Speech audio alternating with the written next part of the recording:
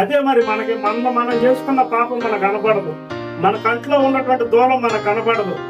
ఎదుటి వాళ్ళ కంట్లో ఉన్నటువంటి తలుసును మనం ఎప్పుడూ ఎత్తి చూపిస్తూ ఉంటాం, పొడుస్తూ ఉంటాం. మన కంట్లో ఉన్న దూలం మనం చూసుకొని బయటకు తీసుకుంటే ఎదుటి వాళ్ళ ఉన్నటువంటి కంట్లో ఉన్నటువంటి నలుసు కూడా మనం తీయగలుగుతాం.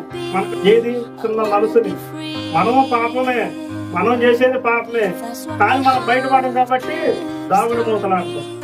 కానీ దేవుడు ఎప్పుడైతే మనుషుల యొక్కకు తీసుకొని వచ్చి ఆ వ్యభిచారం చేస్తూ ఉండగా పట్టుబడినటువంటి స్త్రీని, ఆ పాపాత్మురాలైనటువంటి స్త్రీని, అయ్యా మనం రాళ్ళతో కొట్టి చంపుతామన్నప్పుడు దేవుడు అంటూ ఉన్నాడు, మీరు ఎవరైతే పాపము చేయలేదో మొట్టమొదటిగా ఆమె మీద రాయిని వేయండి అన్నాడు. అప్పుడు ఎవరైనా వేయగలిగారా? ఎందుకంటే అందరికీ అదే బతుకు. కాకపోతే బయటపడిన వాళ్ళేమో బయట పెట్టేసి హేళన చేస్తూ ఉంటారు.